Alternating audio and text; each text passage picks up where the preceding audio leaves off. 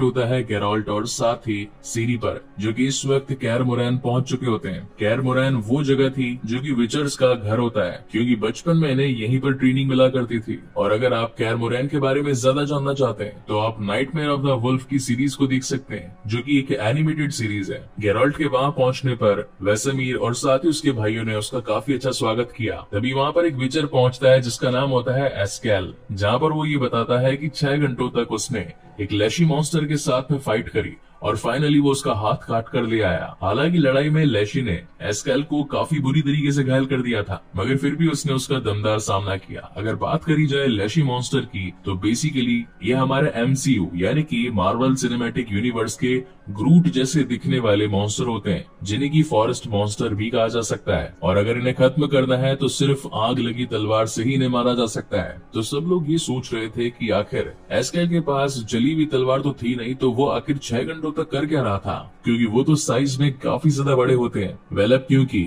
विचर या फिर कहें गेराल्ट ऑफ रिविया कैर मोरैन में काफी टाइम के बाद आया था, तो आज रात एक जश्न की रात थी। और तभी हम देख पाते हैं कि एस्केल की बॉडी में से लेशी मॉन्स्टर बाहर आने लगता है, यानी कि लेशी मॉन्स्टर ने कैसे तैसे करके एस्केल को म्यूटेट कर लिया था, यानी कि अपनी बॉडी के साथ उसकी बॉडी कंबाइंड कर ली थी और उसे अपने काबू में कर लिया था और वक्त आने पर अपने असली रूप में आ गया। कैर मोरैन में एक मॉन्स्टर की डिटेक्ट होते सभी के मेडालियन वाइब्रेट होने लगे। विचर के यूनिवर्स में ये लोग जो ताबीज पहनते हैं इन्हें मेडालियन कहा जाता है। वहीं पर GOT यानी कि गेम ऑफ थ्रोन्स के यूनिवर्स में ऐसे ताबीजों को सीजल कहा जाता है। जिसके बाद आता है इस कहानी का सबसे बेहतरीन फाइटिंग सीक्वेंस, जहां पर गेराल्ट उस लेशी मॉन्स्टर के साथ 1-on-1 फाइट करने लगता है। एक लंबी अच्छी खासी चलने वाली फाइट के बाद में गेराल्ट अपनी सिल्वर स्वॉर्ड को हीट करके उस लेशी मॉन्स्टर के दिल के आर पार कर देता है, क्योंकि अगर वो ऐसा नहीं करता तो लेशी मॉन्स्टर उसकी गुरु वेसेमीर को खत्म कर देता। हालांकि वहां पर वेसेमीर एस्केल की ऐसी मौत देखकर काफी नाराज था, क्योंकि वो भी एक विचर ही था। लेकिन सोचने वाली बात ये थी कि आखिर एक ट्री मॉन्स्टर या फिर एक फॉरेस्ट मॉन्स्टर ने एक विचर को कैसे इन्फेक्ट कर दिया, क्योंकि ऐसा म्यूटेशन आज तक किसी मॉन्स्टर और इंसान के बीच में देखने को नहीं मिला था। यहाँ सीरी को इस वक्त भी निल्फगार्डियन सोल्जर्स का डर सता रहा था, तो अब उसे थोड़ा स्ट्रॉन्ग फील करवाने के लिए गेराल्ट उसकी ट्रेनिंग स्टार्ट कर देता है। इसी ट्रेनिंग के दौरान वो उसे बताता है कि विचर कभी भी किसी से डरकर उसकी जान नहीं लेते, बल्कि आम और मासूम लोगों की जान बचाने के लिए मॉन्स्टर्स को खत्म करते हैं। इस बात को हमेशा याद रखना। और इसी के साथ ये शानदार एपिसोड यहीं पर खत्म होता है। आज हम इसके सीजन 2 एंड एपिसोड 3 के बारे में बात करेंगे, जिसकी शुरुआत में हम देख पाते हैं कि अब गेराल्ट ने सीरी की हार्ड ट्रेनिंग करना स्टार्ट करवा दिया होता है। वहीं अब कैर मोरैन में सभी विचर्स अपने पुराने दोस्त एस्केल का शोक मना रहे थे, जिनमें एक शख्स का नाम था लैम्बर्ट, और वो एस्केल की मौत पर काफी ज्यादा गुस्सा था। उसे ऐसा लग रहा था कि गेराल्ट ने जल्दबाजी कर दी। अगर हम उसे थोड़ा समय देकर उससे बातचीत करते तो आज उसकी जान नहीं जाती। यही ऐसा ही कुछ हाल गेराल्ट का भी था, क्योंकि उसे भी ऐसा लग रहा था कि शायद वो उसकी जान बचा सकता था। बेसिकली इस वक्त वो एक पुराने ट्रोमा में चला गया था, क्योंकि उसे एस्केल की पुरानी यादें आ रही थी कि किस तरीके से उन्होंने अच्छा टाइम स्पेंड किया। सीन शिफ्ट होता है वेसेमीर पर, जो कि इस वक्त लैब में एस्केल की बॉडी पर पोस्टमार्टम कर रहा था, ताकि वो इस बात की डिटेल्स निकाल पाए कि आखिर लेशी मॉन्स्टर ने एस्केल को म्यूटेट कैसे कर दिया। मगर तभी गेराल्ट वहां पर पहुंच जाता है और वो वेसेमीर को ऐसा करने से मना करता है। उसका मानना था कि एस्केल अपने अंतिम समय में भी काफी ज्यादा परेशान था और अब और उसकी बॉडी के साथ चीराफाड़ी करना ये हमारे विचर्स के रूल्स के खिलाफ है। वक्त आ चुका है उसे श्रद्धांजलि देने का। विचर्स की यूनिवर्स में फ्यूनरल का भी एक अलग तरीका होता है, जिसके बाद ये दोनों एस्केल की बॉडी को लेकर एक केव में पहुंचते हैं और वहां पर वुल्फ्स के आने का इंतजार करते हैं। यानी कि विचर्स को ना ही जलाया जाता है और ना ही दफनाया जाता है, उन्हें एक केव में छोड़ दिया जाता है, जहाँ पर बाकी भेड़ी आकर उस विचर की बॉडी को खा जाते हैं। यहाँ कैर मोरैन में सीरी अपनी पूरी जान लगाकर प्रैक्टिस कर रही थी। हर वो तरीके, हर वो पैतरे सीख रही थी जो कि उसने गेराल्ट से सीखे थे। लेकिन इसी वक्त वहाँ पर लैम्बर्ट पहुंच जाता है और उससे कहता है कि ये तो तुम बच्चों की प्रैक्टिस कर रही हो, अगर असली प्रैक्टिस करनी है तो हम विचर्स वाली करो। जिस पर सीरी भी एग्री हो जाती है और कहती है कि तुम जो प्रैक्टिस मुझे करवाना चाहते हो मैं उसके लिए तैयार हूँ। जिसके बाद लैम्बर्ट और साथ ही कोएन सीरी को लेकर द विचर्स के एक स्पेशल ट्रेनिंग ग्राउंड में लेकर आते हैं। देखने में काफी खौफनाक और भयानक था, मगर एक्चुअल विचर्स यहीं पर अपनी ट्रेनिंग किया करते हैं। मगर सीरी भी किसी से कम नहीं थी और वो बिना वक्त गवाए उस बड़ी सी मशीनरी के ऊपर चढ़ जाती है, जहाँ पर नए नए तरीके के जानलेवा हथियारों से उसका सामना होता है। कई बार सीरी उनसे टकरा कर नीचे गिर जाती है, मगर वो हिम्मत नहीं हारती और उस पूरे गेम को फिनिश करने की कोशिश करती है। धीरे धीरे करके भीड़ जमा होती गई और वहाँ पर कैर मोरैन के बाकी सभी विचर्स भी पहुंच गए सीरी को इस टास्क को कंप्लीट करता देखने के लिए। और फाइनली वो मोमेंट आता है जहाँ पर अपने सारे मिशंस को पूरा करके सीरी लैंडिंग पैड पर आती है, मगर वहाँ पर उसका बैलेंस बिगड़ जाता है और वो गिर जाती है। यानी कि उसने 98% तक सारा काम फिनिश कर दिया था,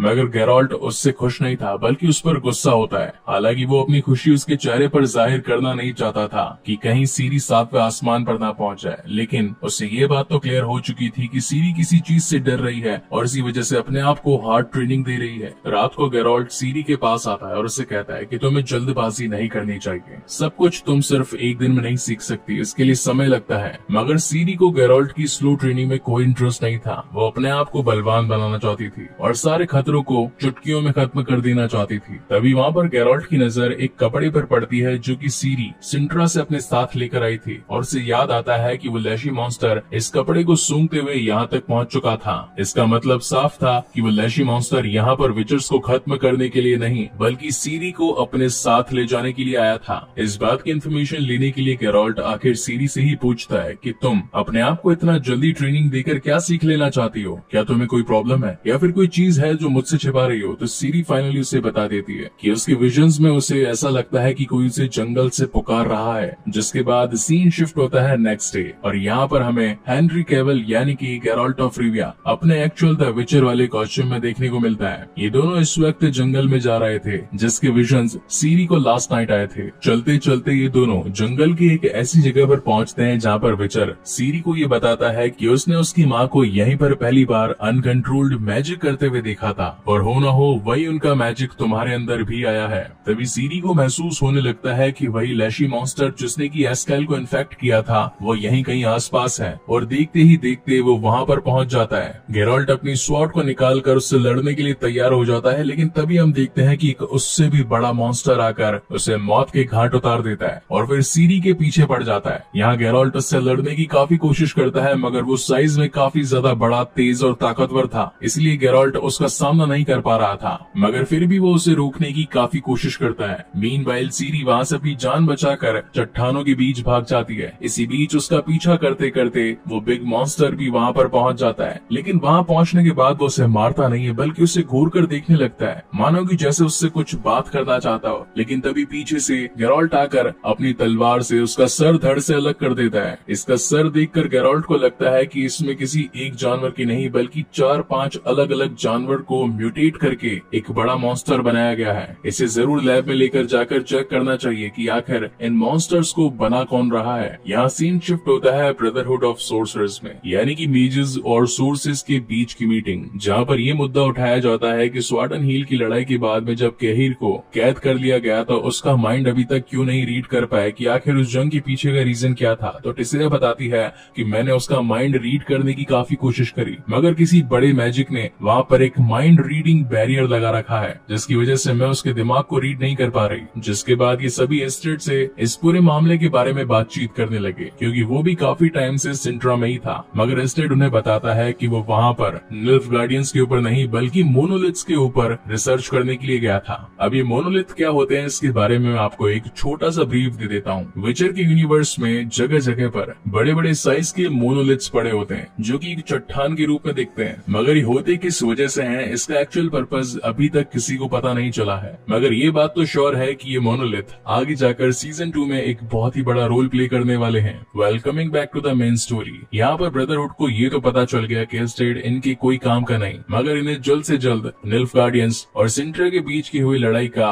राज जानना पड़ेगा। वहीं पर इस मीटिंग में एक मुद्दा और खड़ा होता है, जहाँ पर ये सभी बातें करते हैं कि सिंट्रा में अब एल्फ पहुंच चुके हैं और यहाँ पर ये सभी एक बड़ी प्लानिंग के चलते आए हैं। जिसके बाद सीन शिफ्ट होता है सिंट्रा में। यहाँ पर हम वेलामेंडल और साथ ही फ्रांसिस्का के बीच बातचीत को देख पाते हैं, जिनका कहना था कि इन्हें फ्रिंजिला पर विश्वास है, जंग जीतने में वो इनकी पूरी तरीके से मदद करेगी। तभी थोड़ी थोड़ी देर में वहाँ पर फ्रिंजिला भी पहुंच जाती है, जहाँ पर फ्रांसिस्का उससे कहती है कि अगर एक बार वो अपने एल्विन बच्चे को जन्म दे दे तो वो इस जंग का रुख बदल कर रख देंगे। ये हम सभी को एक हौसला देगा, जीतने की उम्मीद देगा। इस मीटिंग में हमें ये बात भी क्लियर हो जाती है कि टेसेया डेवरेस और साथ ही विल्गोफोर्ट ये दोनों मिलकर स्ट्रेगोबोर को इस ब्रदरहुड से निकालने की कोशिश में थे। लेकिन तभी यहाँ पर येनिफर पहुंच जाती है। सभी लोग येनिफर को जिंदा देखकर काफी खुश होते हैं, क्योंकि उन्हें तो ये लग रहा था कि स्वाडनहीन की लड़ाई में जलती आग में कहीं येनिफर झुलस तो नहीं गई। वहीं पर ट्रिस भी पहुंच जाती है और वो येनिफर को गले लगा लेती है। एक पॉन्ड के पास में बैठे ये दोनों आपस में बातचीत कर रहे थे, जहाँ पर ट्रिस उसे बताती है कि जब तुमने अपना केओस मैजिक यूज करके आग लगाई तो मेरी पूरी बॉडी भी काफी बुरी तरीके से जल चुकी थी, मगर टेसेया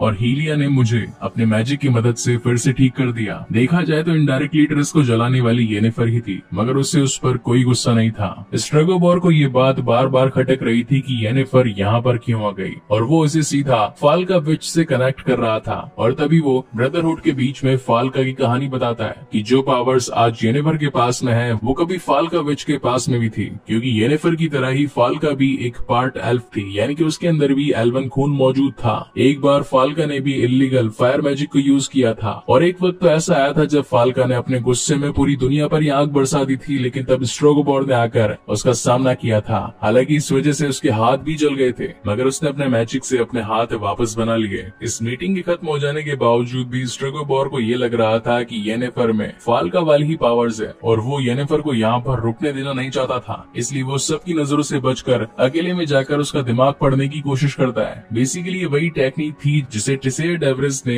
कहेर पर यूज किया था उसके माइंड को रीड करने के लिए। स्ट्रेगोबोर अपने काम में कामयाब हो पाता उससे पहले ही वहाँ पर टेसेया पहुंच जाती है, और वो छुपकर इस घिनौने काम को अंजाम देने के बदले स्ट्रेगोबोर को ब्रदरहुड से अलग कर देने की बात कहती है, जिसके रिप्लाई में स्ट्रेगोबोर कहता है कि मुझे शक है कि येनिफर को मैनिपुलेट किया गया है। आखिर निल्फ गार्डियंस उसे कैद करने के बाद में यहाँ पर क्यों छोड़ देंगे? इसके पीछे जरूर उनकी कोई बड़ी चाल है। क्या पता शायद वो हम सभी को खत्म करने के लिए यहाँ पर आई है। अपनी ईमानदारी को साबित करने के लिए येनिफर को हमारे कैद किए गए कहर को जान से मारना होगा। जिसके बाद ये मीटिंग यहीं पर खत्म होती है। रात को टेसेया येनिफर से मिलने के लिए उसके पास आती है और उससे कहती है कि पूरे ब्रदरहुड में तुम्हारी ईमानदारी के ऊपर सवाल उठाए गए हैं, और कहती है कि अब तुम्हारे पास में सिर्फ दो रास्ते हैं, या तो सभी के सामने कहर को जान से मारकर अपनी वफादारी ब्रदरहुड के लिए साबित कर दो, और या फिर सभी को ये बता दो कि तुमसे केओस मैजिक के बाद में तुम्हारी पूरी पावर्स जा चुकी हैं, और सिर्फ अपने आप की सुरक्षा के लिए तुम हमारे साथ रह रही हो। अब येनिफर थी तो बेसिकली एक सोर्स जिसके पास में तगड़ा मैजिक था। अब कहीं बाकी मैजिशियंस के बीच में उसकी नाक ना कट जाए, इसी वजह से वो कहर को जान से मारने के लिए तैयार हो जाती है। जैसे कि विचर्स के यूनिवर्स में हम सभी जानते हैं कि हर कोई मैजिशियन एक किंग के लिए काम करता है, तो आज जब ब्रदरहुड के सामने किसी की जान जाने वाली थी तो यहाँ पर काफी सारे किंग्स को भी बुलाया जाता है, जिसमें किंग फोल्टेस और साथ ही किंग विसिमीर भी शामिल थे। मगर इनकी बातों से हमें ये पता चलता है कि अब इन राजाओं को अपने मैजिशियंस पर ज्यादा भरोसा नहीं है। जिसके बाद बारी आती है येनिफर की, और वो तैयार थी कहर को जान से मारने के लिए। हर कोई इसी इंतजार में था,